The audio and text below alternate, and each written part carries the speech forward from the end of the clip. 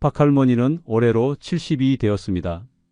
인생에 다시는 사랑이란 없을 줄 알았습니다. 남편을 먼저 보내고 긴 세월을 혼자 버텼습니다. 외롭고 쓸쓸한 나날이 이어졌지만 박할머니는 묵묵히 견뎠습니다. 그런 박할머니 앞에 김씨가 나타난 것은 우연이었습니다. 김씨는 박할머니보다 10살 어린 예순의 남자였습니다. 복지관 프로그램에서 만난 그는 부드럽고 따뜻한 미소를 지녔습니다. 다른 노인들과는 달랐습니다. 그는 매너 있었고 젊은 시절 외모도 괜찮았던 듯 했습니다. 처음에는 의심도 했습니다. 나이 차이도 있고 오랜 세월 홀로 지내온 터라 쉽게 마음을 열 수 없었습니다. 하지만 김씨는 끈질겼습니다. 매일 아침 문 앞에 놓인 작은 꽃다발, 박할머니가 아플 때마다 챙겨온 죽, 외출할 때마다 꼭 잡아주던 따뜻한 손. 김씨의 정성은 박할머니의 얼어붙은 마음을 천천히 녹였습니다. 결국 박할머니는 김씨의 청혼을 받아들였습니다. 가족들의 만류도 친구들의 걱정도 무시했습니다. 주변에서는 재혼을 조심하라고 혹시라도 재산을 노린 것 아니냐고 귀에 못이 박히도록 이야기했습니다. 하지만 박할머니는 그 모든 소리를 사랑이라는 이름으로 덮었습니다. 자신은 판단할 수 있다고 믿었습니다. 이 사람만큼은 다를 거라고 생각했습니다. 조촐한 혼인신고를 마치고 박할머니는 자신이 모은 돈으로 아담한 전원주택을 마련했습니다. 김씨는 집 수리며 정원 손질을 하며 지내겠다고 했습니다. 그렇게 둘은 함께 생활을 시작했습니다. 매일이 새로웠습니다. 박할머니는 아침이면 김씨와 함께 동네 뒷산을 올랐고 저녁이면 함께 소박한 식탁을 꾸렸습니다. 밤이면 박할머니는 오랜만에 심장이 두근거리는 것을 느꼈습니다. 오랫동안 잊고 살았던 설렘이 온몸을 타고 퍼졌습니다. 박할머니는 스스로 놀랐습니다. 이 나이에 이토록 가슴이 뛸 수 있다는 사실이 믿기지 않았습니다. 어둠이 내려앉은 거실 창밖을 바라볼 때면 쓸쓸함과 허전함이 몰려오던 예전과는 달랐습니다. 그 자리에 이제는 따뜻한 기대와 미묘한 떨림이 가득 채워졌습니다. 김씨는 그런 밤이면 말없이 박할머니를 끌어안았습니다. 굳이 많은 말을 하지 않았습니다. 다만 거칠고 투박하지만 따뜻한 팔로 박할머니를 감쌌습니다. 그 순간 박할머니는 오랜 외로움이 눈 녹듯 사라지는 것을 느꼈습니다. 김씨의 품에서는 남자의 체온이 살아있다는 생생한 숨결이 느껴졌습니다. 그것은 박할머니가 상상조차 못했던 생생한 위로였습니다. 박할머니는 김씨의 품에 안겨 조심스레 눈을 감았습니다. 심장이 천천히 그러나 분명하게 박자를 맞추듯 뛰었습니다. 젊은 시절에도 신혼의 나날에도 느껴본 적 없는 벅찬 감정이었습니다. 그때의 사랑은 어쩌면 의무에 가까웠는지도 모른다고 박할머니는 생각했습니다. 아이를 낳아야 했고 가정을 지켜야 했기 때문입니다. 하지만 지금 느끼는 감정은 달랐습니다. 의무도 책임도 없는 오로지 본능적으로 가슴 깊은 곳에서 올라오는 설렘이었습니다. 김씨의 손길이 박할머니의 어깨를 부드럽게 감쌌습니다. 박할머니는 그 손길을 느끼며 숨을 죽였습니다. 어쩌면 이토록 애타게 누군가의 손길을 기다렸던 자신이 부끄럽기도 했습니다.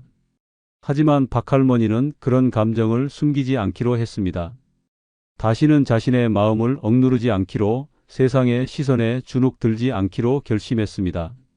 그날 밤 박할머니는 처음으로 김씨 앞에서 수줍게 웃었습니다. 깊은 주름 사이로 번진 웃음은 세월을 뛰어넘는 따뜻함을 품고 있었습니다. 김씨도 그 웃음을 보고 가볍게 박할머니의 등을 토닥였습니다. 박할머니는 그 짧은 접촉 하나에도 심장이 요동치는 것을 느꼈습니다. 눈물이 핑 돌았습니다. 이토록 단순한 행복이 존재한다는 것을 이제야 알게 된 자신이 한편으로는 안타깝기도 했습니다. 창밖에서는 봄비가 부드럽게 내리고 있었습니다. 방 안은 조용했고 두 사람 사이에는 미묘한 온기가 흘렀습니다. 박할머니는 김씨의 품에 기대어 조심스레 중얼거렸습니다. 고마워요. 이렇게 내 곁에 있어줘서. 김 씨는 대답 대신 박할머니를 조금 더 세게 끌어안았습니다. 박할머니는 그 힘 있는 품 안에서 깊은 한숨을 내쉬었습니다. 그리고 처음으로 외롭지 않은 밤을 맞이했습니다. 박할머니의 눈꺼풀이 천천히 내려앉으며 모든 고단함이 스르르 풀렸습니다. 이따금 김 씨의 심장 뛰는 소리가 박할머니의 귀에 또렷이 들렸습니다. 그 소리는 세상에서 가장 따뜻하고 진실된 자장가처럼 느껴졌습니다. 박할머니는 깨달았습니다. 누군가를 사랑하는 것은 나이를 초월하는 일이라는 것을, 그리고 누군가에게 사랑받는다는 것은 다시 살아갈 용기를 주는 가장 강력한 힘이라는 것을. 그렇게 박할머니는 긴 외로움의 터널 끝에서 젊은 날에도 느끼지 못했던 진짜 사랑의 온기를 조심스럽게 품기 시작했습니다. 하지만 그 행복은 오래가지 않았습니다. 어느 날 동네 친구였던 이 씨가 이상한 말을 건넸습니다. 너 그 사람 너무 믿지 마. 뭔가 수상해. 박할머니는 듣고도 웃어넘겼습니다. 친구가 질투하는 거라고 생각했습니다. 그러나 이상한 일들이 하나둘 눈에 들어오기 시작했습니다. 김 씨는 박할머니가 없는 틈을 타 친구들과 문자를 주고받았습니다. 심지어 박할머니의 집에서 친구들을 몰래 만난다는 소문까지 돌기 시작했습니다. 박할머니는 참을 수 없어 김 씨의 휴대폰을 몰래 확인했습니다. 손끝이 떨렸습니다. 문자에는 박할머니가 알고 지내던 친구들과 주고받은 충격적인 내용들이 가득했습니다. 오늘 밤도 그 집으로 갈게. 준비하고 있어. 그 사람 모르게 빨리 끝내자. 내가 제일 좋아. 박할머니는 심심풀이야. 박할머니는 숨이 막혔습니다. 고개를 돌리고 싶었지만 문자 하나하나가 눈앞에 생생히 박혔습니다. 친구라고 믿었던 사람들이 사랑한다고 믿었던 김 씨와 함께 자신을 비웃고 있었습니다. 손에 쥔 휴대폰이 뚝 떨어졌습니다. 주방 바닥에 부서지는 소리에도 김 씨는 태연했습니다. 왜 그렇게 쳐다봐? 늙으면 다 저런 거야. 김 씨의 얼굴에는 뻔뻔한 미소가 떠올랐습니다. 박할머니는 무너졌습니다. 믿었던 사람이, 자신이 사랑했던 남자가 눈앞에서 이렇게까지 비열한 모습을 보일 줄은 상상도 못했습니다. 분노와 슬픔이 한꺼번에 박할머니를 집어삼켰습니다. 눈앞이 새까맣게 변하고 심장은 미친 듯이 뛰었습니다. 박할머니는 떨리는 손을 억누르지 못하고 김 씨의 뺨을 세차게 내리쳤습니다. 쩌렁쩌렁한 소리가 거실을 가득 메웠습니다. 김 씨는 순간 놀라 주춤했지만 이내 입가에 차가운 웃음을 지었습니다. 그 웃음에는 인간적인 미안함도 부끄러움도 일말의 후회조차 없었습니다. 다 늙은 내가 뭘 기대했어? 김 씨는 비열하게 눈을 가늘게 뜨고 비웃으며 말했습니다. 이 나이에 나 같은 남자가 옆에 있다는 것만으로도 감사해야지. 그 한마디는 박할머니의 가슴을 칼로 후벼 파는 듯 했습니다. 눈물이 쏟아지지도 않았습니다. 너무 깊은 상처 앞에서는 울음조차 나오지 않는다는 것을 그 순간 박할머니는 온몸으로 알게 되었습니다. 사랑이라고 믿었던 시간들이 단순한 욕망과 계산 위에 세워졌다는 현실이 온몸을 얼어붙게 했습니다. 박할머니는 쓰러질 듯 비틀거리며 소파에 몸을 던졌습니다. 숨을 쉴 수가 없었습니다. 가슴이 조여들고 뱃속까지 끓어오르는 분노가 온몸을 떨리게 했습니다. 눈앞에는 김 씨의 냉소 어린 얼굴이 아른거렸습니다. 귀에는 친구들이 건넸던 달콤한 거짓말들이 되새겨졌습니다. 언니, 김 씨는 진짜 좋은 사람이야. 언니, 우리 모두 부러워하고 있어. 그 따뜻한 말들 뒤에 숨겨져 있던 배신이 이제야 드러났습니다. 박할머니는 이 씨, 정 씨, 김 여사 함께 울고 웃으며 세월을 나누었던 사람들이 김 씨와 짜고 자신을 조롱했던 사실을 머릿속으로 되새겼습니다. 함께 식탁을 나누고 함께 눈물을 훔치던 사람들이었던 그들의 얼굴이 하나하나 떠오를 때마다 가슴은 찢어지는 듯 했습니다. 밤새 박할머니는 거실에 앉아 있었습니다. 누군가 몸을 붙들어주지 않으면 금세라도 무너져 내릴 것 같았습니다. 어둠이 짙게 내려앉아도 새벽에 찬 기운이 몰려와도 박할머니는 그 자리를 떠나지 못했습니다. 두 손을 무릎 위에 얹고 고개를 푹 숙인 채 꼼짝도 하지 않았습니다. 몸은 점점 식어갔습니다. 손끝은 얼음장처럼 차가웠습니다. 심장은 여전히 고통 속에서 미친 듯이 뛰었지만 온몸은 죽은 것처럼 굳어갔습니다. 세상의 모든 온기가 사라진 것 같았습니다. 창밖에서는 개 짖는 소리, 멀리서 울리는 자동차 경적 소리까지 들렸지만 박할머니는 아무것도 듣지 못했습니다. 머릿속에는 오직 하나, 왜 나였을까 하는 생각만이 맴돌았습니다. 아침이 되자 박할머니는 비틀거리며 일어섰습니다. 주름진 손등에 깊게 팬 핏줄이 선명하게 드러났습니다. 눈가는 부어올라 있었고 입술은 바싹 말라 있었습니다. 그러나 박할머니의 눈빛은 새벽처럼 서늘했습니다. 깨달음과 결심이 가득한 눈빛이었습니다. 박할머니는 거칠게 숨을 들이쉬며 중얼거렸습니다. 다시는 속지 않겠습니다. 다시는 당하지 않겠습니다. 조롱하고 짓밟은 김씨를 절대로 용서하지 않겠다고 자신의 신뢰를 배신하고 짐승처럼 탐욕을 부린 그자를 뼛속까지 후회하게 만들겠다고 박할머니는 맹세했습니다. 박할머니의 마음속에는 이제 더 이상 사랑이나 연민 따위는 남아있지 않았습니다. 오직 복수와 자존심, 그리고 자신의 존엄을 되찾겠다는 단단한 의지만이 남아 있었습니다. 새벽빛이 거실로 스며들 때 박할머니는 천천히 몸을 일으켜 세웠습니다. 주먹을 불끈 쥐고 무너진 삶 위에 다시 서기 위해 차가운 현실을 정면으로 마주할 준비를 했습니다. 이제 박할머니의 싸움은 시작이었습니다. 박할머니는 다음 날 아침 거울 앞에 섰습니다. 새벽 내내 울어부은 얼굴이 낯설게 느껴졌습니다. 손끝으로 얼굴을 쓰다듬으며 박할머니는 다짐했습니다. 이대로 당하고 끝나지 않겠다고 말입니다. 평생을 꿋꿋하게 살아왔던 자신의 인생을 저 비열한 김씨와 위선자 같은 친구들에게 짓밟히게 놔두지 않겠다고 결심했습니다. 박할머니는 조용히 행동에 나섰습니다. 더 이상 감정에 휘둘리지 않기로 마음먹었습니다. 이제는 확실한 증거를 쥐고 김씨를 무너뜨릴 준비를 해야 했습니다.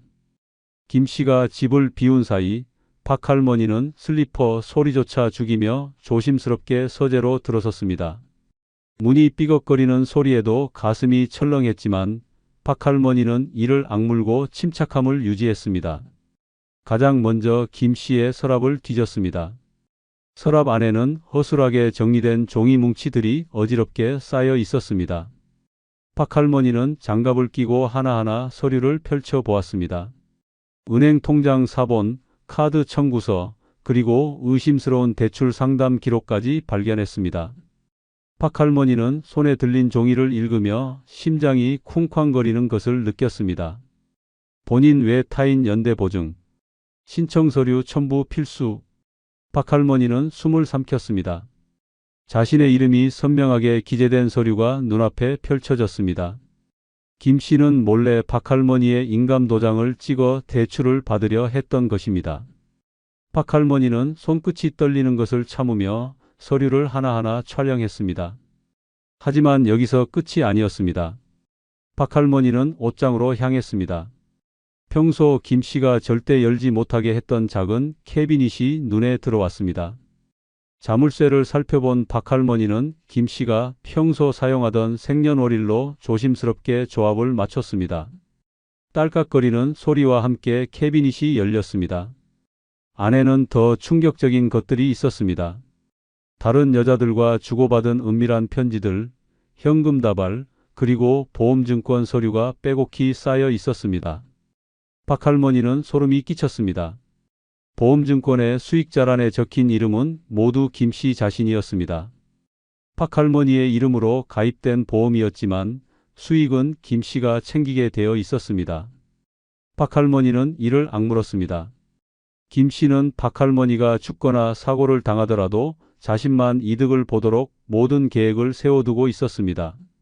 사랑이라는 가면 뒤에 숨은 탐욕과 냉혈함이 숨쉬는 듯 했습니다. 책상 서랍 깊숙한 곳에서는 또 하나의 문서가 나왔습니다. 명의 이전 계약서라는 제목이 붙어 있었습니다. 내용을 읽은 박할머니는 치를 떨었습니다. 김 씨는 박 할머니의 집을 자신 앞으로 넘기기 위한 준비를 해두었던 것입니다. 그것도 박 할머니 몰래 치밀하게 서류를 조작하려 했던 것이 분명했습니다. 박 할머니는 손에 든 서류를 내려다보며 차가운 미소를 지었습니다. 분노를 삼키고 침착하게 모든 증거를 확보했습니다. 사진을 찍고 서류는 다시 제자리에 그대로 두었습니다. 김 씨가 눈치채지 못하도록 흔적 하나 남기지 않았습니다. 모든 과정을 마친 박 할머니는 방을 나오며 속으로 조용히 중얼거렸습니다. 이제 끝이다. 내가 꾸민 짓 하나도 빠짐없이 세상에 드러나게 해주겠다. 박 할머니는 그날 이후 김 씨를 대하는 태도를 조금도 바꾸지 않았습니다. 여전히 따뜻한 웃음을 지었고 여전히 다정한 말투를 유지했습니다. 그러나 박 할머니의 가슴 속에서는 이미 칼날 같은 복수심이 서서히 날을 세우고 있었습니다. 모든 준비가 끝날 때까지 박 할머니는 절대 들키지 않기로 결심했습니다. 박 할머니는 휴대폰을 들고 김 씨의 문자 기록, 통화 목록, 심지어 몰래 찍은 녹취까지 차근차근 정리했습니다. 그리고 변호사를 찾아갔습니다. 법률사무소 상담실에서 박 할머니는 모든 서류와 자료를 꺼내 놓으며 단호하게 말했습니다. 이 인간을 반드시 법적으로 끝장내고 싶습니다. 변호사는 놀랐습니다. 대개 이런 나이대 여성들은 그냥 참고 넘기곤 했기 때문입니다. 하지만 박 할머니의 눈빛은 단단했습니다. 한 점의 흔들림도 없었습니다. 변호사는 박 할머니의 손을 꼭 잡아주었습니다. 끝까지 함께 싸워봅시다라고 말했습니다. 박 할머니는 처음으로 작게 고개를 끄덕였습니다. 한편 김 씨는 여전히 아무것도 모르는 척 박 할머니 곁을 맴돌았습니다. 박 할머니가 눈치챈 것도 모른 채 여전히 박 할머니의 돈과 집을 탐내며 몰래 다른 여자들과 연락을 이어갔습니다. 심지어 동네 복지관에서는 김 씨가 젊은 여성 봉사자들과 수작을 부린다는 소문까지 퍼지기 시작했습니다.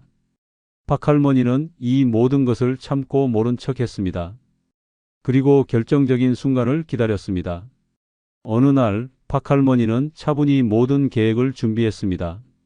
일부러 오랜 친구였던 이 씨, 정 씨, 김 여사를 집으로 초대했습니다. 박 할머니는 아무 일 없었던 것처럼 밝은 목소리로 전화를 돌렸습니다. 김 씨 역시 자연스럽게 자리를 함께하게 만들었습니다. 모두가 한자리에 모이자 박 할머니는 평소처럼 정성껏 차를 내왔습니다. 달콤한 과일과 함께 따뜻한 차를 내놓은 박 할머니는 천천히 그러나 차가운 미소를 머금고 모두를 둘러보았습니다. 방 안에는 어색한 웃음소리만 떠돌았습니다. 친구들은 눈을 맞추지 못하고 손끝만 만지작거렸고 김 씨는 어딘가 불편한 기색을 감추지 못했습니다. 박 할머니는 조용히 손을 뻗어 테이블 아래 숨겨둔 녹음기를 꺼냈습니다. 그리고 천천히 재생 버튼을 눌렀습니다. 거실 가득 울려 퍼진 음성 파일에서는 김 씨와 친구들이 주고받은 적나라한 대화들이 흘러나왔습니다. 오늘 밤 그 집에서 몰래 보자. 박 할머니 자는 사이에 돈은 잘 빼냈지? 모르면 그냥 바보처럼 당하는 거야. 늙은 여자는 돈만 있으면 되는 거지. 정은 필요 없어. 방 안은 순식간에 얼어붙었습니다. 차를 마시던 손이 덜컥 멈췄고 친구들의 얼굴은 새하얗게 질렸습니다. 김 씨는 부들부들 떨더니 이내 얼굴을 일그러뜨리며 소리쳤습니다. 미친 늙은이. 감히 나를 함정에 빠뜨려? 김 씨는 자리를 박차고 일어나 박 할머니를 향해 삿대질을 했습니다. 박 할머니는 눈 하나 깜빡하지 않았습니다. 단단히 쥔 손에 힘을 주고 담담한 목소리로 말했습니다. 오늘로 내 인생은 끝이야. 박 할머니는 미리 준비해둔 증거 서류들을 꺼내 경찰에게 전송했습니다. 약속한 시간에 맞춰 경찰이 문을 두드렸고 순식간에 거실은 아수라장이 되었습니다. 김 씨는 수갑을 찬 채로 질질 끌려갔고 친구들은 울먹이며 자신들은 몰랐다며 변명을 늘어놓았습니다. 하지만 박 할머니는 단호했습니다. 준비해둔 녹취록과 메시지 캡처본으로 친구들까지 민사소송을 걸었습니다. 그날 이후 동네는 말 그대로 발칵 뒤집혔습니다. 조용하고 착하게만 보였던 박할머니가 이렇게 치밀하고 무섭게 반격할 줄은 아무도 상상하지 못했습니다. 이씨, 정씨, 김 여사는 동네를 발길조차 들이지 못하고 떠났습니다. 김 씨는 재판 끝에 사기 및 명예훼손 혐의로 징역형을 선고받고 교도소에 갇혔습니다. 며칠 뒤 박할머니는 검은 정장을 깔끔하게 차려입고 법정에 섰습니다.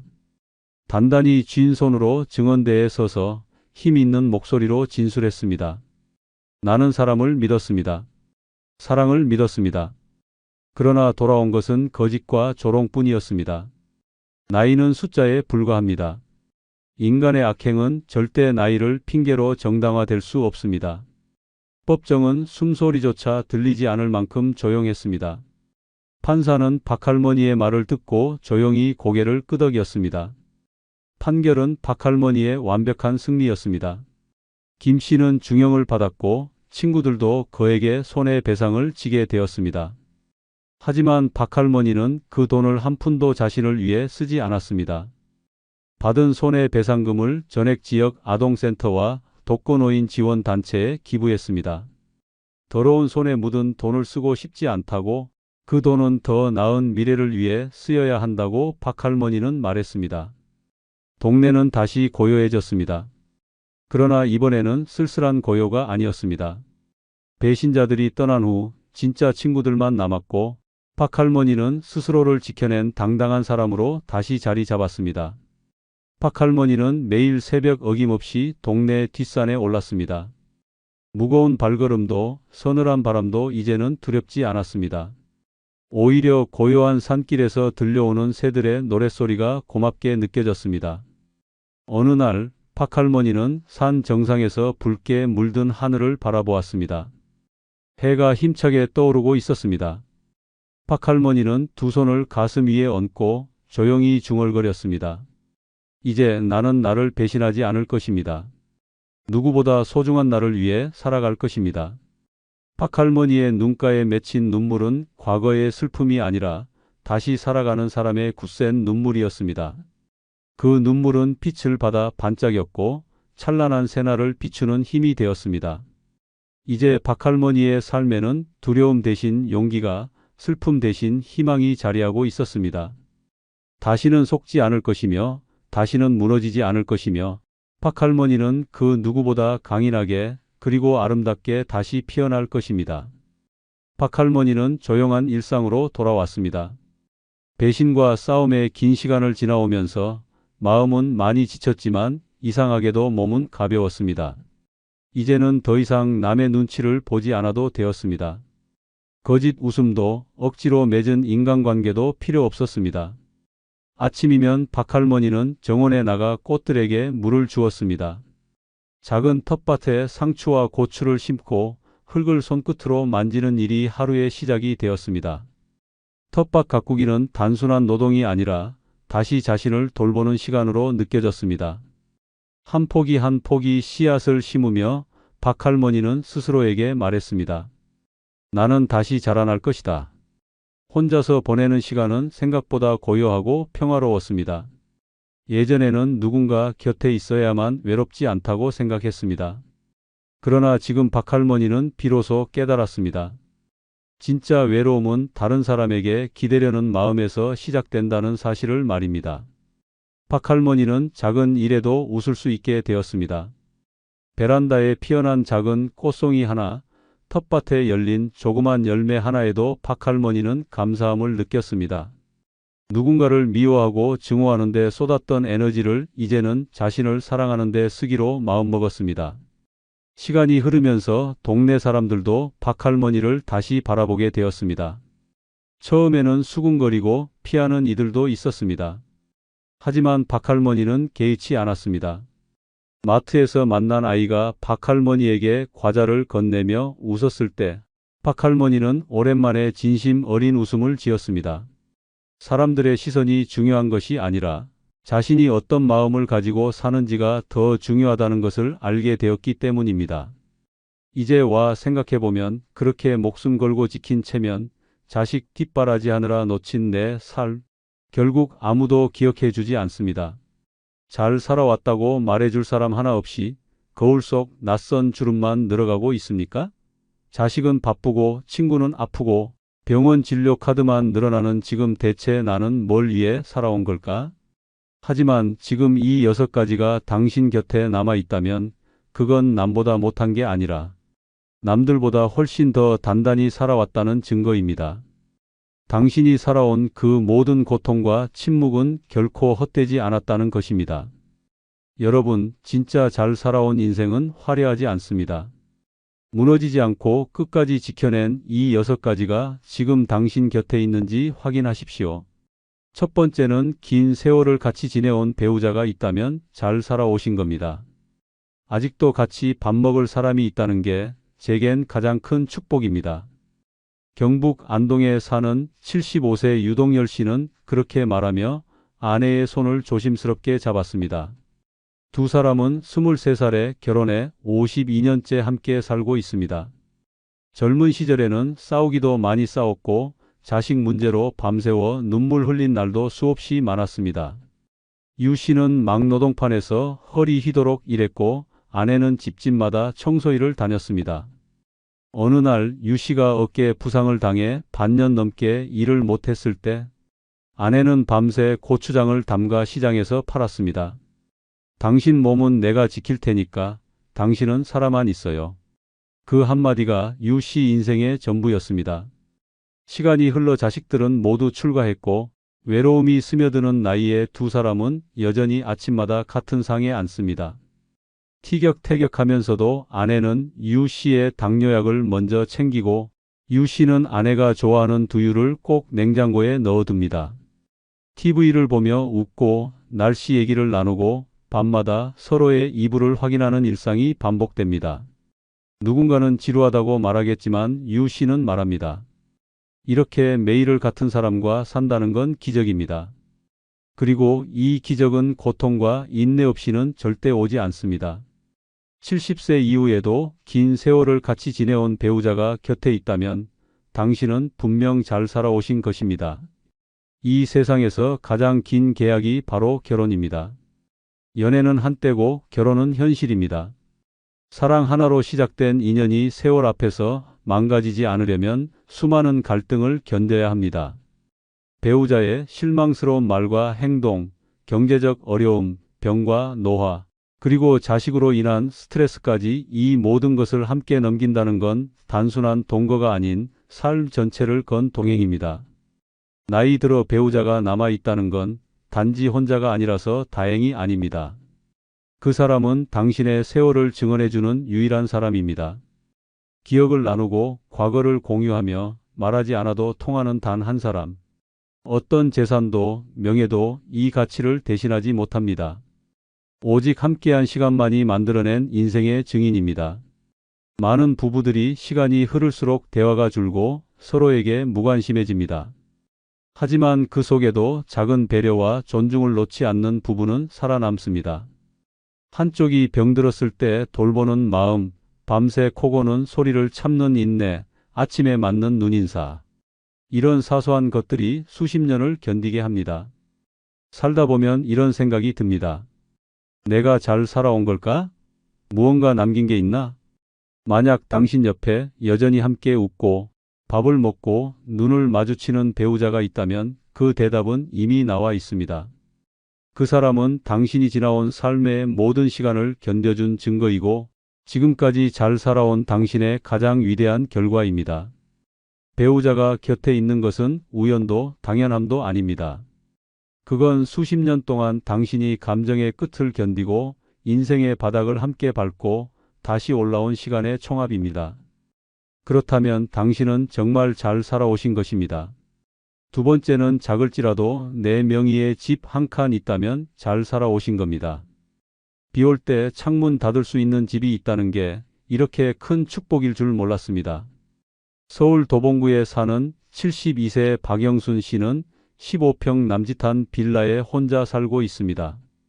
거창하지 않지만 햇볕이 잘 드는 창과 깨끗하게 정리된 작은 부엌, 전등 스위치가 반짝이는 따뜻한 공간입니다. 그는 매일 아침 눈을 뜰 때마다 스스로에게 말합니다. 여기가 내 집이구나. 오늘도 잘 버텼다. 젊은 시절 박 씨는 남편의 사업 실패로 집을 잃고 아이 셋을 안고 친척집을 전전했습니다. 그때부터 시작된 삶은 참혹했습니다. 낮엔 식당일, 밤엔 새벽 청소, 주말엔 좌판 장사까지. 피곤해서 서서 졸기도 했고 아이들 등록금과 월세를 맞추려 물도 끓여가며 밥을 지었습니다. 그렇게 평생을 남의 집에 얹혀 살며 언제 나가야 하나 걱정하며 지내다 64세에 처음으로 자기 이름이 적힌 등기부등본을 손에 쥐었습니다. 정부 지원으로 마련한 임대 보증금에 모아둔 1,000만 원을 더해 어렵게 구한 작은 빌라 한 칸. 이사 오는 날 박 씨는 한참을 문 앞에 앉아 울었습니다. 낡았지만 단단하고 조용한 그 집은 처음으로 마음 편히 짐을 풀 수 있는 나만의 세계였습니다. 이제는 아무도 나가라 하지 않는다는 단순한 사실이 온몸을 울렸습니다. 누구에게도 눈치 보지 않고 누구도 침범하지 않는 그 공간. 그 집은 그의 인생 마지막 자존심이자 노년의 안식처였습니다. 70세 이후에도 내 이름으로 된 작지만 단단한 집 한 칸이 있다면 당신은 분명 잘 살아오신 것입니다. 집은 단순한 주소가 아닙니다. 그것은 내가 살아온 날들의 증거이고 외롭지 않기 위한 마지막 보루입니다. 누군가에게는 자산이지만 누군가에게는 존엄 그 자체입니다. 집이 없다는 건 밤이 두려운 삶이고 집이 있다는 건 하루가 든든한 삶입니다. 특히 노년에는 집이 단지 잠자는 곳이 아닙니다. 그 집은 아픈 몸을 눕힐 수 있는 침대가 있고 병원에서 받은 약봉지를 펼 수 있는 식탁이 있고 조용히 삶을 되돌아볼 수 있는 창이 있는 삶의 요새입니다. 남의 집살이는 늘 조심스러워야 합니다. 자식 집에 얹혀 살면 눈치가 앞서고 대화는 줄어듭니다. 손주의 울음소리에도 미안함이 앞서고 명절이 끝나면 스스로 짐을 쌉니다. 하지만 내 집에 산다면 나는 내 삶을 지키는 사람입니다. 아무도 눈치 줄 필요 없고 아무에게도 허락받을 필요 없습니다. 작지만 내 집 한 칸이 있다는 건 누가 뭐래도 내 인생을 스스로 지켜냈다는 증거입니다.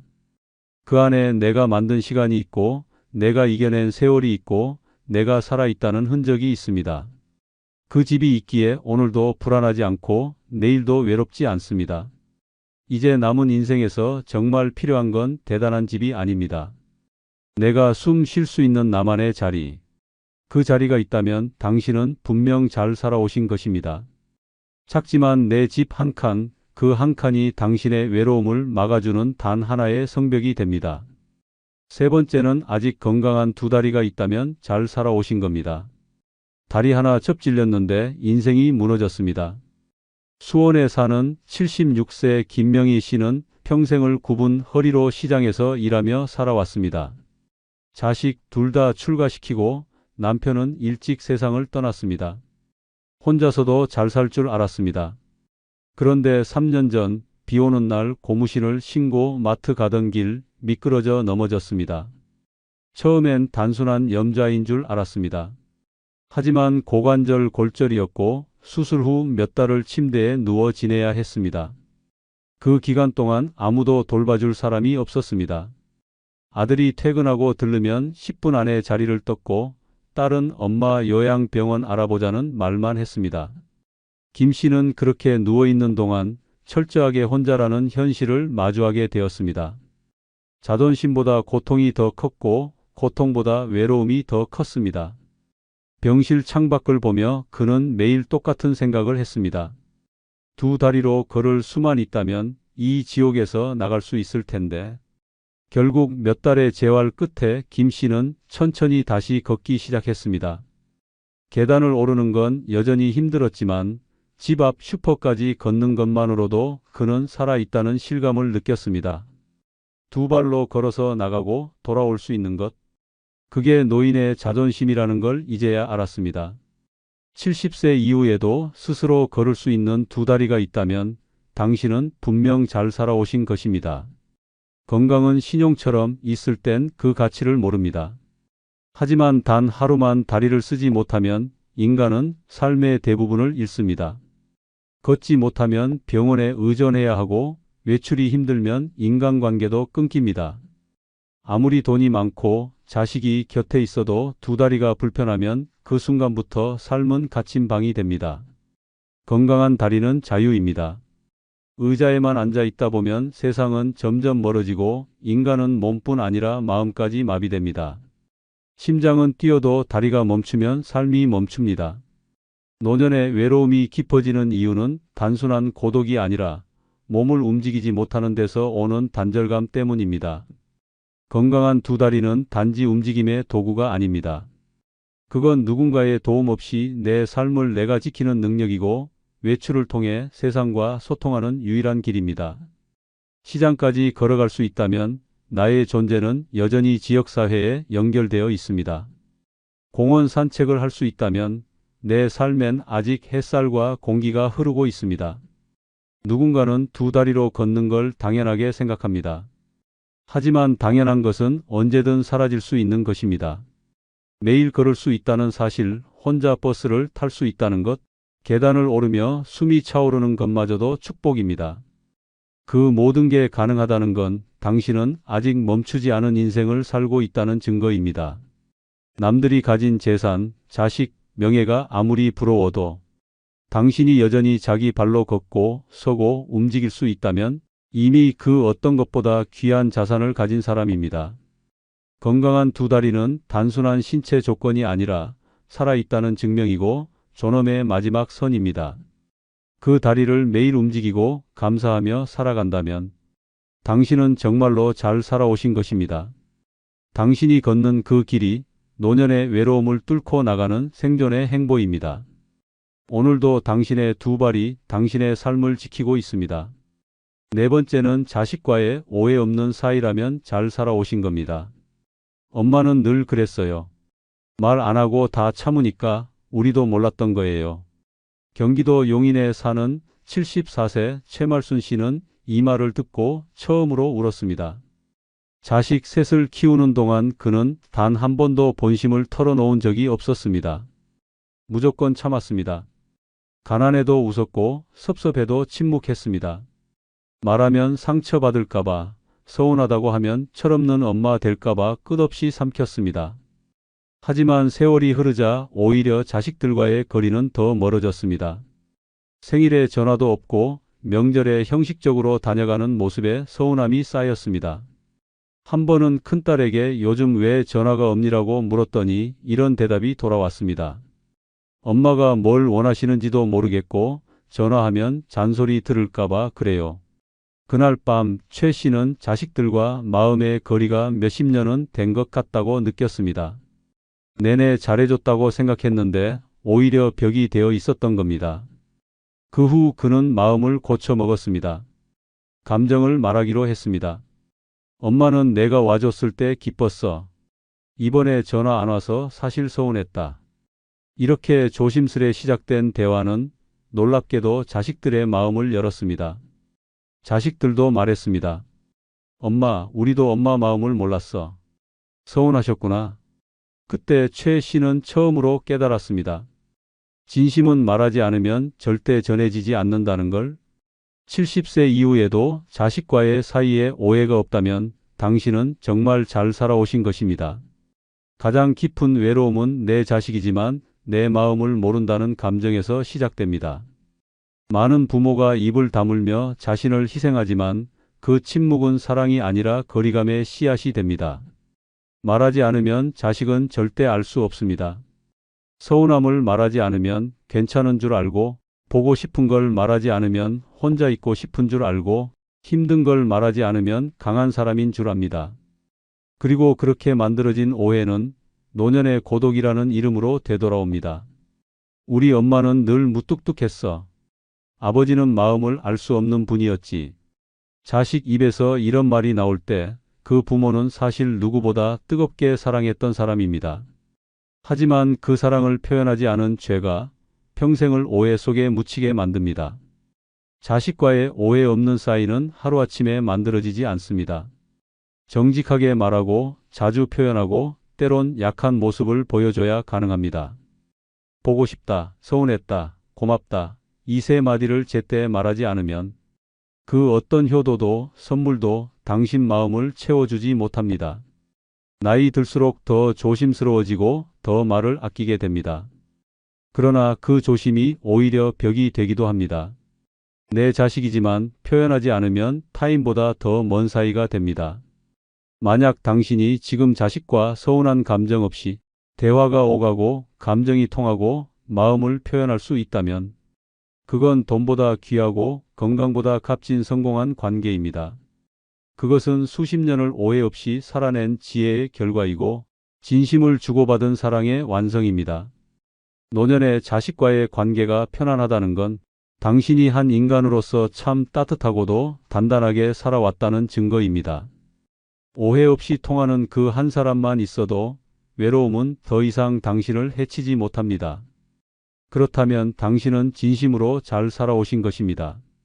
다섯 번째는 매일 전화하는 친구 한 명 있다면 잘 살아오신 겁니다. 어제도 전화했지? 나 오늘은 기분이 좀 안 좋아. 경남 창원에 사는 78세 이춘자 씨는 매일 아침 9시 딱 정해진 시간에 전화를 겁니다. 받는 사람은 76세 된 절친한 친구 박영란 씨입니다. 두 사람은 50년 전 같은 아파트 단지에 살며 아이들 등하굣길에서 처음 인사를 나눈 사이였습니다. 그렇게 시간이 흐르고 자식들은 모두 떠나고 남편도 세상을 떠났지만 단 한 사람 전화 한 통이면 통하는 친구는 아직 곁에 남아 있습니다. 아침에 일어나 창문을 열고 커피 한 잔을 내려놓으며 받는 친구의 전화. 잠은 잘 잤어? 오늘 어디 아픈 데는 없고? 그 대화는 사소해 보이지만 노년의 고독을 막아주는 가장 강력한 해독제입니다. 이 씨는 말합니다. 이 친구가 없었으면 나는 진작에 무너졌을 거야. 남편 장례 후 자식이 한동안 연락도 없이 떠났던 시절에도 영란 씨는 하루도 빠지지 않고 전화해 줬습니다. 말 안 해도 되니까 그냥 내 목소리만 듣고 있어. 그 말 한마디에 이 씨는 고개를 끄덕이며 핸드폰을 끌어안고 눈물을 훔쳤습니다. 70세 이후에도 매일 전화할 친구 하나가 있다면 당신은 정말 잘 살아오신 것입니다. 이 나이가 되면 친구는 숫자가 아닙니다. 많은 사람이 아니라 진짜 한 사람이 필요합니다. 명절날 연락 없는 자식보다 아플 때 괜찮냐고 묻는 친구가 더 가깝습니다. 돈도 명예도 건강도 무너질 수 있지만 진심으로 걱정해주는 친구의 말 한마디는 인생을 다시 일으켜 세웁니다. 노년의 외로움이 깊어지는 이유는 소통이 단절되기 때문입니다. 눈이 침침해 문자도 보기 어렵고 귀가 어두워 TV도 시끄럽게 들려오는 어느 날 사람은 세상과 단절되었다고 느낍니다. 하지만 그때 전화 한 통 걸 수 있는 친구가 있다면 그 고립은 무너지게 됩니다. 그 친구는 내 젊은 시절을 알고 있고 내 인생의 슬픔과 기쁨을 함께 견뎠으며 무너진 마음을 굳이 설명하지 않아도 알아주는 단 한 사람입니다. 어릴 적 친구, 직장 동료, 이웃이었을 수도 있지만 그 모든 시간을 지나 노년까지 남아있는 친구는 하늘이 내린 관계입니다. 사람은 누구나 떠납니다. 자식은 바빠서 멀어지고 가족도 각자의 삶에 집중합니다. 하지만 하루에 단 몇 분이라도 목소리를 나눌 친구가 있다면 그 사람은 당신의 하루를 지탱해주는 정신적 지주입니다. 대화가 아니라 생존입니다. 웃음이 아니라 위로의 뿌리입니다. 그 친구 없으면 내 하루는 시작도 안 돼. 이 말이 나온다면 그건 단순한 감정이 아닙니다. 그건 오랜 시간 쌓아온 인생의 성과입니다. 모두가 떠난 이 시기에 여전히 서로를 챙기는 친구 하나가 남아 있다는 것, 그건 돈으로 살 수도 명예로 만들 수도 없는 진짜 성공입니다. 70세 이후에 매일 전화할 친구 하나가 있다면 당신은 외롭지 않은 사람입니다. 그리고 무엇보다 당신은 진심으로 잘 살아오신 사람입니다. 여섯 번째는 마음속에 원망 없이 잠들 수 있다면 잘 살아오신 겁니다. 잠들기 전엔 꼭 하늘을 봅니다. 오늘 하루 누구도 미워하지 않았다는 걸 확인하려고요. 인천에 사는 77세 문창희 씨는 매일 밤 창문을 열고 별을 바라봅니다. 젊은 시절 그는 세상에 대한 분노로 가득 찼던 사람이었습니다.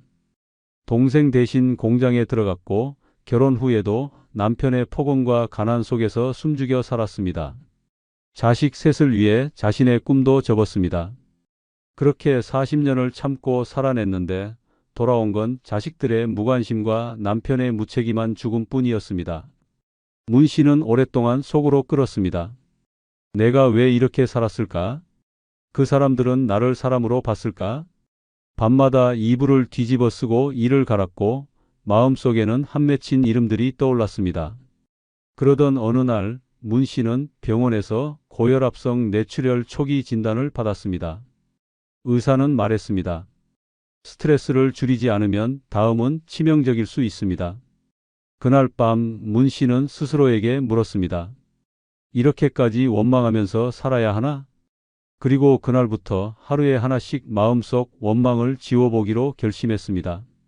남편의 이름을 먼저 내려놓았습니다. 그의 무책임함을 용서한 건 아니지만 이제 그에게 마음을 줄 이유가 없다고 스스로에게 말했습니다. 다음은 자식들이었습니다. 그들이 내 삶을 보상해 주지 않더라도 내 인생은 내가 선택한 시간의 결과라는 걸 받아들였습니다. 몇 달이 지나고 문 씨는 매일 밤 잠자리에 들기 전에 되뇌었습니다. 오늘도 아무도 미워하지 않았다. 그리고 그날 처음 오롯이 편안한 잠을 잤습니다. 온몸을 감싸던 긴장과 원망이 사라지니 어깨가 가벼워지고 눈물이 줄었습니다. 문 씨는 말합니다. 지금 나는 처음으로 내가 나를 지켜주는 삶을 살고 있습니다. 70세 이후에도 마음속에 원망 없이 잠들 수 있다면 당신은 분명 잘 살아오신 것입니다. 많은 이들이 늙어서도 누군가를 미워합니다. 가족, 배우자, 자식, 형제, 친구, 사회, 심지어는 자기 자신까지. 그 마음속 미움이 몸을 병들게 하고 정신을 갉아먹습니다. 잠이 오지 않고 가슴이 답답하고 말끝마다 누군가에 대한 원망이 담깁니다. 그러나 그 미움은 상대를 다치게 하지 않습니다. 오직 당신만 무너뜨릴 뿐입니다. 누군가를 탓하고 후회하고 지나간 인연을 저주하는 삶은 자신을 수십 년간 가두는 감정의 독방입니다. 그 방 안에서는 절대 평온을 얻을 수 없습니다. 오직 용서와 수용만이 그 문을 열 수 있습니다. 하지만 이 용서는 결코 상대를 위한 것이 아닙니다. 살아남은 내가 나답게 숨쉬기 위한 최후의 선택입니다. 마음속에 원망이 없는 사람은 모든 것을 내려놓은 사람이 아닙니다. 오히려 모든 걸 충분히 겪었기에 더는 끌어안지 않기로 용감히 선택한 사람입니다. 오늘 하루도 미움 없이 눈을 감을 수 있다면 당신은 세상 누구보다 단단하고 위대한 인생을 살아낸 사람입니다. 이 나이에 편안히 잠든다는 것은 단순한 생리현상이 아닙니다. 그건 인생 전체가 평화롭게 정리되었다는 신호입니다. 세상이 나를 몰라줘도 괜찮습니다. 자식이 모른 척해도 친구가 멀어져도 상관없습니다.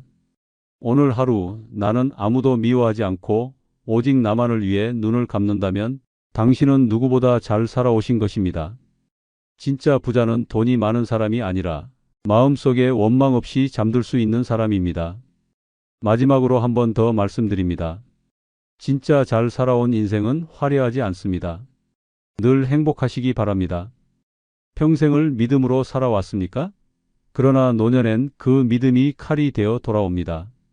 가장 가까운 사람에게서 배신당하고 도와준 사람에게 외면당하며 전 재산을 내어줬더니 남은 건 병원 침대와 고독뿐이었습니다. 사람을 너무 믿은 결과 인생의 마지막은 눈물로 덮였습니다. 오늘은 노년에 사람을 너무 믿지 말아야 하는 5가지 이유에 대해 알아보겠습니다. 영상 시작에 앞서 구독, 좋아요 부탁드리며 영상이 끝난 후 여러분들의 경험담과 생각을 댓글에 적어주시어 서로 소통하시길 부탁드립니다.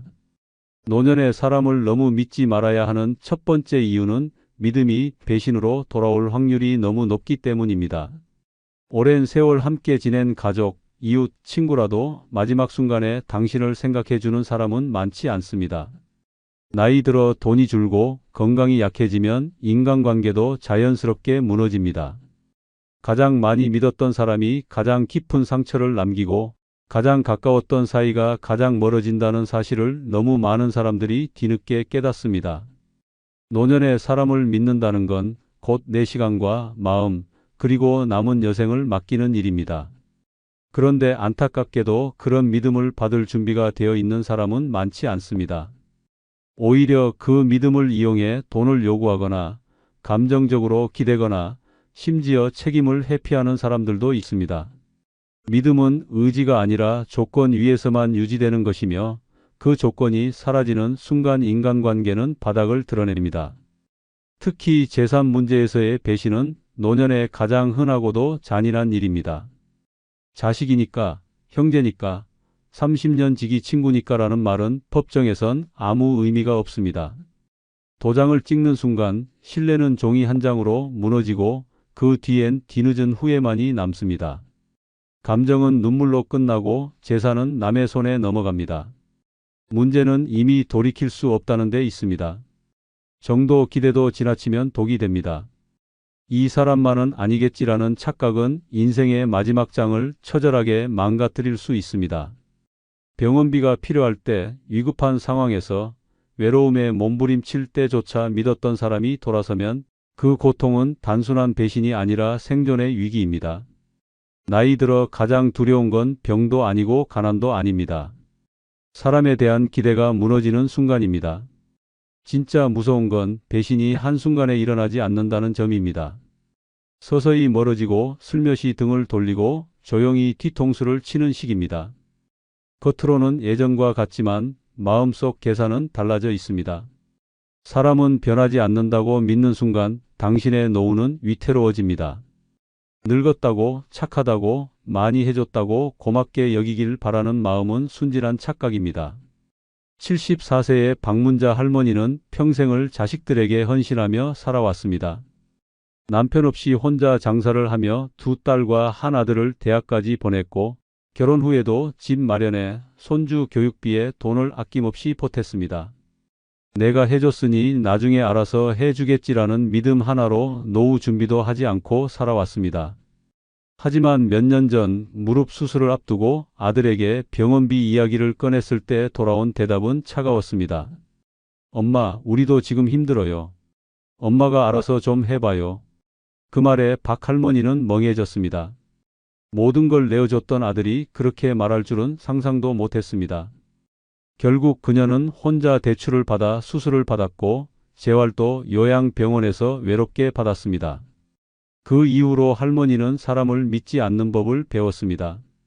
집을 자식들 명의로 넘기려던 것도 멈췄고 작은 연금이라도 꼬박꼬박 챙기며 자신만의 돈을 관리하기 시작했습니다. 요즘은 근처 복지관에서 노인 대상 금융교육도 듣고 계약서 하나도 전문가 상담 없이 쓰지 않습니다. 내가 그렇게 헌신했는데 돌아온 게 이거면 이제부터는 나 먼저 챙겨야 해요. 라는 말이 할머니의 인생 철학이 되었습니다. 박 할머니는 말합니다. 자식도 친구도 결국 내 인생의 주인은 아니더라고. 기대는 줄이고 나를 챙겨야 덜 다쳐요. 친구들이 그래도 자식이잖아 라며 눈물 찌를 때마다 그녀는 조용히 말합니다. 그럼에도 불구하고 나는 이제 나를 믿습니다. 이 말에 친구들은 잠시 침묵하고 이내 고개를 끄덕입니다. 사람을 믿는다는 건 선택입니다. 하지만 노년의 그 선택은 반드시 신중해야 합니다. 감정이 아니라 현실로, 믿음이 아니라 기준으로 판단해야 합니다. 나를 책임지는 건 결국 나 자신뿐입니다. 사람보다 내 안전을, 관계보다 내 삶을 먼저 챙기는 것, 그것이 노년의 생존법입니다. 지금부터라도 자신을 지키는 습관을 시작해야 합니다. 너무 늦기 전에. 노년의 사람을 너무 믿지 말아야 하는 두 번째 이유는 도움을 바라고 내밀었던 손이 오히려 상처를 받고 돌아오는 경우가 너무 많기 때문입니다. 나이가 들수록 사람에 대한 의지와 기대가 커집니다. 내 몸이 약해지고 외롭고 불안하니까 누군가가 옆에 있어주길 바라고 챙겨주길 원합니다. 그런데 그 기대는 대체로 산산조각 납니다. 필요할 때는 곁에 있지만 진짜 위기에는 모두 사라지는 것이 사람입니다. 특히 노인의 약함을 틈타 자신의 이익만 챙기려는 사람은 의외로 많습니다. 노인 사기를 당하는 대부분의 이유는 믿었기 때문입니다. 아는 사람이라 괜찮겠지, 가족이니까 해주겠지, 오래 알던 사람이니까 문제 없겠지라는 마음이 결국 내 재산을, 내 감정을, 내 삶을 송두리째 뺏어갑니다. 믿음은 아무에게나 주는 것이 아닙니다. 노년에는 더더욱 그렇습니다. 사람을 믿는 데는 시간이 아니라 기준이 필요합니다. 더욱 무서운 건 가까운 사람일수록 더 무섭게 배신한다는 사실입니다. 남보다 더 많이 알고 내 약점을 잘 아니까 그 사람들은 치명적인 타이밍에 내 등을 칩니다. 그것도 조용히 아무렇지 않게 마치 원래부터 당연한 권리인 것처럼 행동합니다. 가장 가까운 사람이 가장 잔인한 순간을 만들어냅니다. 감정은 무기가 됩니다. 어머니, 제가 얼마나 고생했는데요? 라는 말 한마디에 통장을 넘기고 이모, 믿어줘요 라는 부탁에 도장을 찍습니다. 하지만 마음을 준 만큼 상처도 따라옵니다. 한 번 배신당하면 그 사람만 잃는 게 아닙니다. 다시는 누구도 믿지 못하게 되고 결국 외로움과 불신 속에서 남은 여생을 보내게 됩니다. 세상은 냉정합니다. 사람은 변합니다. 그리고 가장 약해진 순간에 그런 변화를 맞닥뜨리면 그 충격은 죽음보다 고통스럽습니다. 정신적 배신은 약보다 치유가 오래 걸리고 감정적 상처는 고독보다 깊게 남습니다. 노년에 사람을 너무 믿는다는 건 스스로를 무방비 상태로 던져주는 것과 같습니다.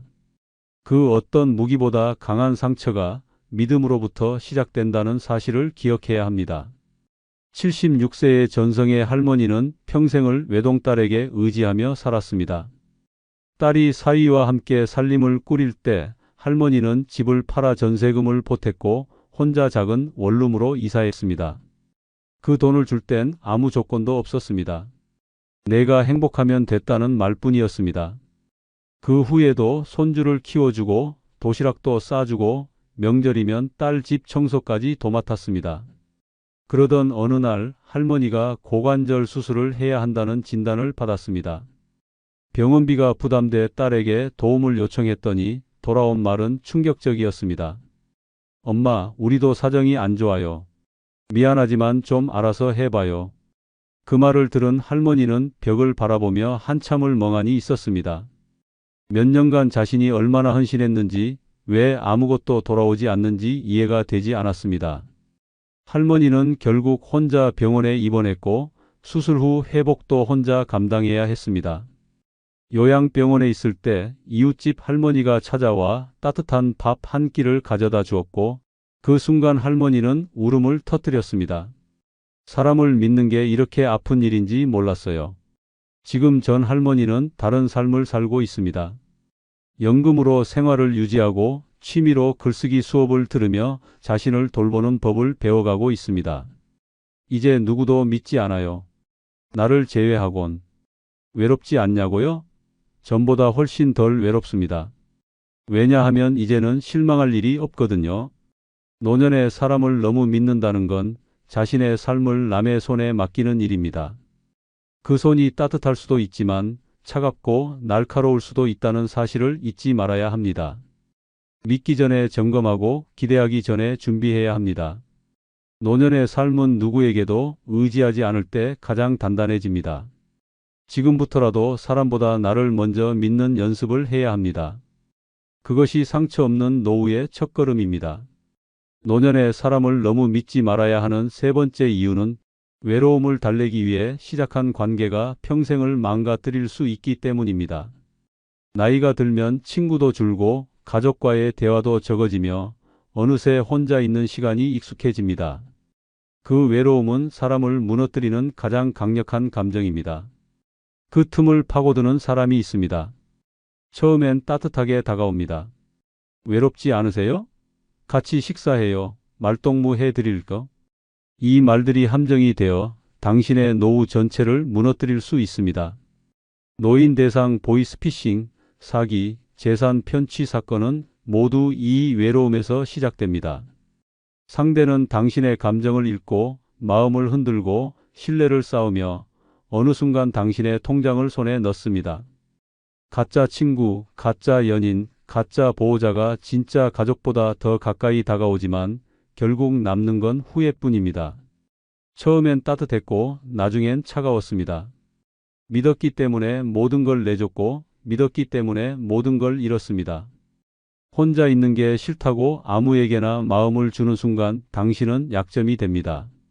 그들은 당신이 혼자란 걸 알고 접근하며 정, 의리, 사랑이라는 감정에 탈을 쓰고 돈을 요구하고 서류에 도장을 요구하고 집까지 넘겨받습니다.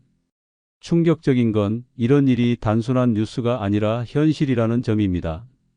매달 수백 건의 사례가 접수되며 피해자 대부분은 외로워서 믿었어요 라고 말합니다.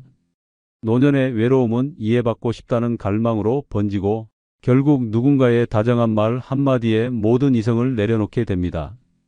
이 사람은 다르겠지라는 희망은 결국 이 사람도 그랬구나라는 절망으로 바뀝니다. 사람은 외롭다고 아무에게나 마음을 주는 존재가 아닙니다. 외롭기에 더 조심해야 하고 외롭기에 더 철저하게 지켜야 합니다. 믿음은 사랑이 아닙니다. 조건 없이 주는 것도 아닙니다. 특히 노년의 감정으로 판단한 믿음은 최악의 실수입니다.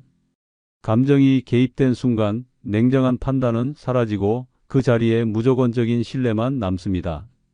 그러다 결정적인 순간 등 뒤에 칼을 맞습니다. 너무 많이 믿는 순간 너무 크게 무너지는 것입니다. 혼자라는 이유로, 정을 나누고 싶다는 이유로 사람을 쉽게 들이지 마십시오. 그 대가는 상상 이상으로 혹독합니다. 78세의 정순자 할머니는 몇 해 전 남편을 먼저 떠나보내고 홀로 살고 있었습니다. 처음에는 적적했지만 점점 말 한마디 나눌 사람조차 없는 현실이 서글퍼졌습니다. 그러다 어느 날 시장에서 자주 마주치던 한 아주머니가 말을 걸어왔습니다. 할머니, 요즘 혼자 사시는 것 같아 안쓰러워요. 우리 집에 놀러도 오세요. 그 아주머니는 종종 반찬도 나눠주고 같이 동네 산책도 하며 점점 가까워졌습니다. 어느 날 그 아주머니가 돈이 급하게 필요하다며 300만 원만 빌려달라고 했습니다. 곧 갚을게요. 할머니 같은 분은 처음이에요. 라는 말에 정할머니는 망설이다가 통장을 건넸습니다. 그러나 그 후부터 전화는 꺼져 있고 시장에서도 얼굴을 볼 수 없었습니다. 그제야 사기를 당했음을 깨달았고 정신적 충격에 몇 날 며칠을 앓았습니다. 나는 그냥 사람이 그리웠을 뿐인데라는 할머니의 말에 가족들은 말을 잇지 못했습니다. 그 이후로 정할머니는 사람을 쉽게 믿지 않게 되었고 복지관에서 심리상담을 받으며 조금씩 회복해 갔습니다. 요즘 정할머니는 말합니다. 사람이 필요할 땐 사람보다 제일 먼저 나 자신을 챙겨야 해요. 외로움이 제일 위험한 병이더라고요. 그 말에 주변 친구들도 조심하게 되었고 다들 함께 공부하며 건강한 관계를 만들어가고 있습니다. 외로워서 사람을 믿는 순간 그 외로움은 더 깊어집니다. 노년의 사람을 믿기 전에 반드시 생각해야 합니다.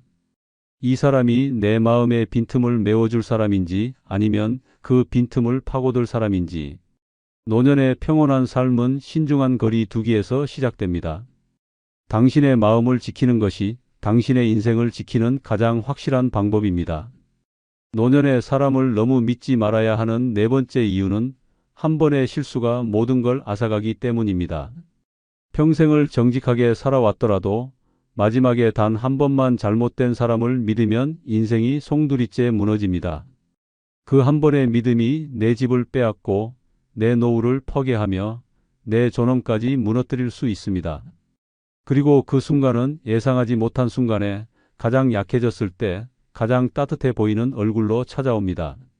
노인의 순수함, 인정, 선함을 악용하는 사람들은 당신이 생각하는 것보다 훨씬 더 교묘하고 잔인합니다. 당신의 말을 들어주는 척하고 가족보다 더 친절하게 다가오며 도움을 주는 것처럼 굴지만 결국엔 모든 걸 뺏고 떠나갑니다. 믿음이 깊을수록 상처는 깊고 한 번 잃은 신뢰는 다시 회복되지 않습니다. 남은 것은 텅 빈 통장, 빚더미 위에 집, 그리고 멍든 마음뿐입니다. 가장 무서운 건 이 모든 일이 당신이 호의를 베풀었기 때문에 생긴다는 점입니다. 불쌍해 보여서 도와줬다. 사정이 딱해서 그냥 믿었다는 말은 결국 자신의 파멸을 만든 핑계일 뿐입니다.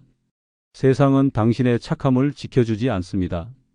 착한 사람부터 당하고 인정 많은 사람부터 망가집니다.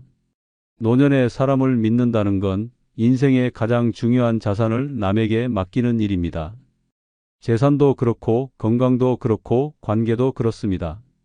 그런데 그 모든 걸 생각 없이 내어준다면 남는 건 후회밖에 없습니다. 그 후회는 평생 일궈온 삶을 비웃듯이 당신을 짓밟고 당신을 무너뜨립니다.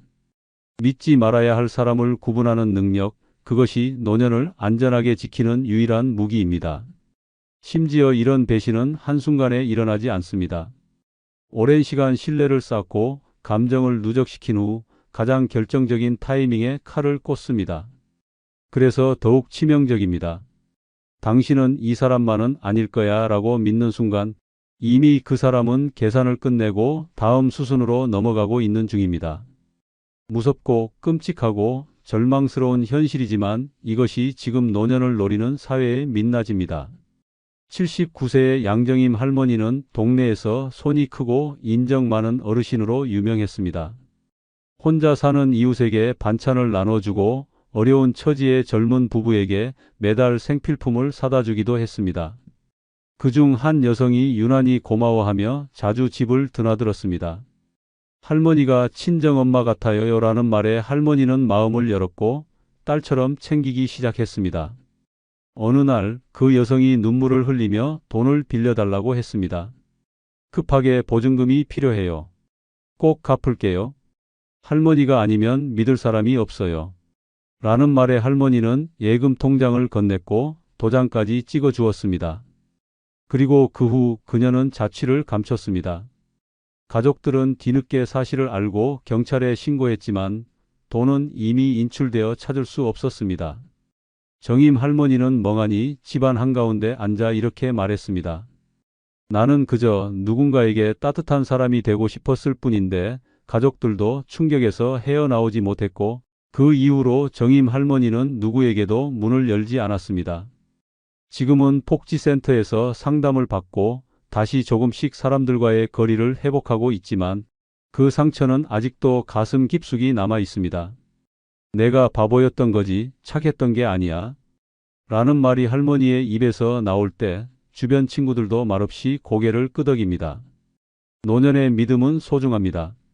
하지만 그 믿음을 아무에게나 줘선 안 됩니다. 한 번의 실수는 평생을 부정하게 만들 수 있고 한 사람의 배신은 모든 사람을 향한 불신으로 바뀔 수 있습니다. 지금 이 순간부터라도 믿음은 감정이 아니라 기준으로 주십시오. 그 기준이 당신의 노후를 지켜줄 마지막 방어선이 됩니다. 사람보다 나를 먼저 믿는 법, 그것이 잔인한 세상을 살아가는 노인의 진짜 지혜입니다. 노년에 사람을 너무 믿지 말아야 하는 5번째 이유는 당신이 약해질수록 사람은 점점 변하기 때문입니다.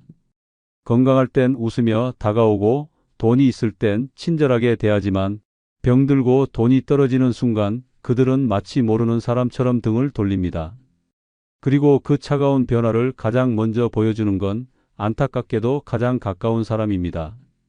자식이든 형제든 평생을 함께한 친구든 그들은 당신이 쓸모 있다고 느낄 때만 곁에 머무릅니다. 노인의 신체가 약해지고 판단력이 흐려질수록 사람은 감정이 아닌 계산으로 움직입니다. 지금 돌봐주면 어떤 도움이 될까? 이 사람 곁에 있으면 나중에 뭔가 받을 수 있을까? 이런 계산이 끝나면 잠시 다정해집니다. 하지만 당신이 기대기 시작하는 순간 그들은 당신이 짐처럼 느껴지기 시작합니다. 결국 그 기대는 무거움으로 바뀌고 그 무거움은 거리두기로 무관심으로 변합니다. 가족이니까 날 버리진 않겠지라는 생각은 환상입니다. 사람은 상황이 바뀌면 태도도 바뀝니다. 당연하다고 생각했던 보살핌은 갑자기 부담으로 취급되고 언제까지 돌봐야 하냐는 말이 들려오는 날, 당신은 비로소 현실을 알게 됩니다. 그런데 문제는 그때는 이미 늦었다는 점입니다. 그제야 후회하고 눈물 흘려도 돌아서는 사람은 되돌릴 수 없습니다. 믿음은 당신이 강할 때 지켜야 합니다. 아플 때 사람을 바라보면 상처밖에 남지 않습니다. 노년에 모든 걸 사람에게 맡기는 순간 당신은 선택당하는 존재가 됩니다. 그리고 그 선택에서 벗어나면 곧 버려집니다. 이 현실은 잔인하지만 부정할 수 없는 사실입니다. 삶의 끝자락에서 홀로 남겨진 노인들이 가장 많이 하는 말은 그렇게 믿었는데 결국 남는 건 나 혼자였다는 절규입니다. 사람은 믿음의 대상이 아니라 관계의 대상입니다. 믿음은 관계가 깊어질수록 생기는 것이지 나이 들었다는 이유로, 가족이라는 이유로 그냥 생기는 게 아닙니다. 특히 노년에는 사람을 적당히 믿고 나를 확실히 지키는 것이 진짜 지혜입니다. 모두를 믿지 말고 모두를 의심하라는 뜻이 아닙니다. 중요한 건 내가 무너지지 않을 수 있는 선을 지키는 것입니다. 전북 정읍시에 사는 77세의 김하순 할머니는 몇 해 전 갑작스럽게 뇌경색으로 쓰러졌습니다. 평소 잘 챙기던 둘째 아들이 엄마는 우리가 돌볼게요 라며 할머니를 자기 집으로 모셔갔습니다. 처음엔 정성스럽게 병수발도 들고 물리치료도 데려다 주며 그럴듯했습니다.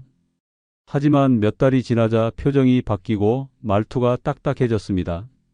병원비가 부담된다며 연금 통장을 요구했고 할머니 명의의 집도 엄마가 없으면 나중에 재산 분쟁 생겨요라는 말로 서류를 받아갔습니다. 결국 할머니는 연금도 집도 모두 내어주었고 그 이후로는 말 그대로 짐이 되었습니다. 아들과 며느리는 엄마가 할 수 있는 게 뭐냐며 일일이 간섭하고 손주도 불편한 듯 거리를 뒀습니다. 하루는 며느리가 이렇게 말했습니다. 병원비가 너무 많이 들어서 엄마를 요양원에 모셔야겠어요. 그 말을 들은 순간 할머니는 손에서 밥숟가락을 떨어뜨렸습니다. 지금 김하순 할머니는 작은 요양원 방에서 혼자 지내고 있습니다. 아들은 2달에 한 번 얼굴을 비추고 며느리는 아예 연락도 없습니다. 할머니는 담담하게 말합니다. 내가 건강할 땐 그토록 고마워하더니 아프니까 사람도 달라지더라. 내가 너무 믿었던 거야. 요즘 할머니는 손녀에게 말합니다. 사람은 믿는 게 아니더라. 나를 믿는 게 제일이야. 이 말을 들은 손녀는 고개를 끄덕이며 할머니 말 명심할게요 라고 대답합니다. 인생 마지막에 남는 건 돈도 아니고 사람도 아니라는 말, 오직 나를 지킨 선택만이 남는다는 말은 결코 허언이 아닙니다. 노년에 사람을 믿는 건 때로는 독이 됩니다. 당신이 약해졌을 때 모든 관계의 본질이 드러납니다. 그리고 그 순간 진짜 중요한 건 사람보다 나를 보호할 수 있는 힘입니다. 지금부터라도 그 힘을 준비해야 합니다. 그래야 마지막에 홀로 무너지지 않습니다. 이런 노인은 오래 기억되지 않습니다. 그 첫 번째는 자식의 삶을 통제하며 살아왔던 노인입니다. 자식이 몇 살이든 결혼을 했든 애가 있든 상관없습니다. 내 자식이니까 내가 아는 게 맞다는 생각으로 시작된 조언은 어느 순간 명령이 되었고 걱정이라는 말은 사실상 간섭이었습니다. 자식이 원하는 직업을 선택해도 배우자를 만나도 아이를 키워도 그건 아니야. 내가 해봐서 아는데라는 말로 일관하며 그들의 삶을 지배해 왔습니다. 자식이 성인이 된 순간부터 그들은 하나의 독립된 인격체입니다. 그러나 그 사실을 끝끝내 인정하지 않는 부모가 있습니다. 전화 한 통, 방문 한 번, 대화 한 줄에서도 본인의 틀 안에서만 자식을 바라보며 내가 해준 게 얼만데라는 미련을 놓지 못합니다. 애정을 가장한 통제는 결국 자식에게 족쇄가 되고 그 결과는 정서적인 거리감과 피로로 이어집니다. 통제하는 부모는 결국 외면당합니다. 처음엔 거절하지 못해 참고 따르던 자식도 시간이 지나면 연락을 끊고 거리를 두고 심지어 마음의 문을 닫아버립니다. 그때서야 내가 뭘 잘못했는지 모르겠다는 말이 입에 맴돌지만 이미 자식의 마음엔 상처가 깊게 새겨졌습니다. 기억 속의 부모는 따뜻한 존재가 아닌 불편하고 숨막히는 존재가 되어버립니다. 통제의 무서운 점은 겉으로는 사랑처럼 보인다는 것입니다. 하지만 그 속엔 늘 불신이 자리 잡고 있습니다. 저 애는 혼자 못해. 내 말 안 들으면 망해. 내가 도와줘야 돼라는 생각은 자식을 약하게 만들고 스스로 선택할 수 있는 힘마저 앗아갑니다. 사랑이 아니라 불안을 주입한 것입니다. 자식이 괴롭고 힘든 이유 중 하나는 그 선택이 늘 부모의 기준이었기 때문입니다. 내 말 안 듣고 그렇게 해서 잘된 사람 못 봤다는 말은 결국 내 뜻대로 안 되면 실패다는 선언입니다. 그런 부모 곁에서 자식은 자존감을 잃고 결국 부모에게 거리를 두기 시작합니다. 심지어 부모가 병들고 힘들어도 마음을 쓰지 않게 됩니다. 슬픈 일입니다. 그러나 그렇게까지 마음이 멀어진 이유는 단 하나입니다. 자식을 온전히 믿지 않았기 때문입니다. 79세의 고영자 할머니는 두 아들을 혼자 키워낸 억척스러운 어머니였습니다. 남편 없이도 아이들을 대학에 보내고 결혼까지 시킨 자부심이 대단했습니다. 그런데 문제는 그 이유였습니다. 큰아들의 아내가 요리를 하면 이건 우리 아들이 안 먹는 건데라는 말을 거침없이 했고, 둘째 아들이 새 직장을 구했을 땐 그 회사 괜찮니? 내가 감당할 수 있겠어? 라며 반신반의했습니다. 처음엔 아들들도 이해했습니다. 어머니가 혼자 고생하셨으니 그 정도는 할 수 있다고 생각했습니다. 하지만 해가 갈수록 어머니의 간섭은 깊어졌고 마치 일일 보고를 하듯 하루 일과를 보고하지 않으면 연락이 올 때마다 너 요즘 뭐 숨기는 거 있니? 라는 말을 들었습니다. 어느 날 둘째 아들이 참다 못해 어머니께 이렇게 말했습니다. 엄마, 제발 저 좀 믿어줘요. 제가 뭘 하든 엄마 기준으로 판단하지 말고요. 그 말을 들은 고 할머니는 큰 충격을 받았습니다. 자식들이 서운해하는 걸 처음 알았던 것입니다. 이후로 연락은 뜸해졌고 명절에도 다른 일정이 생겼다며 찾아오지 않기 시작했습니다. 그제야 할머니는 깨달았습니다. 자식을 사랑했지만 그 사랑이 자식을 옥죄고 있었던 것을 말입니다. 지금 고 할머니는 손주 사진을 벽에 붙여두고 매일 바라보며 말합니다. 이젠 내가 나설 차례는 지난 것 같아. 이제는 내가 그리운 사람이 되고 싶어. 늦게나마 스스로를 돌아보고 변화를 선택한 그녀는 조금씩 자식과의 관계를 회복하고 있습니다. 두 번째는 조언을 가장한 비난을 하는 노인입니다. 내가 해봐서 아는 대로 시작해. 그러니까 너는 안 되는 거야로 끝나는 말투는 조언이 아닙니다. 그것은 비난이고 상처입니다. 겉으로는 도와주고 싶은 척하지만 속마음엔 우월감과 통제욕이 숨어 있는 말들이 사람을 멍들게 만듭니다.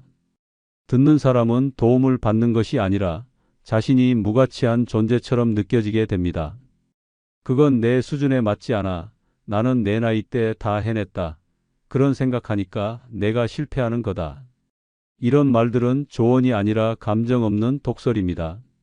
말하는 사람은 단지 나는 맞고 너는 틀렸다는 것을 강조하고 싶을 뿐입니다. 진짜 조언은 따뜻함이 있습니다. 듣는 사람의 입장에서 생각해주고 그 사람의 감정을 헤아리며 전해지는 말이어야 합니다. 그러나 조언이라는 이름으로 자꾸 사람을 평가하고 깎아내리는 노인은 결국 사람들의 마음에서 멀어지게 됩니다. 이런 노인 곁에서는 누구도 솔직한 얘기를 하지 않습니다.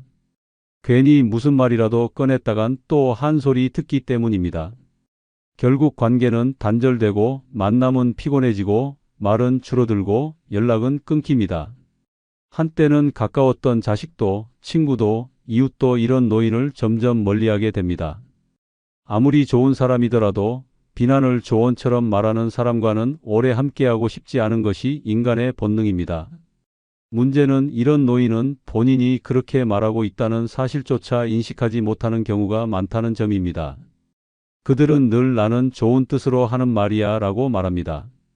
그러나 상대방이 상처받았다고 하면 요즘 애들은 왜 이렇게 유약해라며 오히려 탓합니다. 그 순간부터 그 노인은 대화할 수 없는 사람, 마음을 터놓을 수 없는 사람, 함께 있기 피곤한 사람으로 낙인 찍히게 됩니다. 누군가가 내게 고민을 털어놓았다는 건 이미 그 사람은 믿고 있다.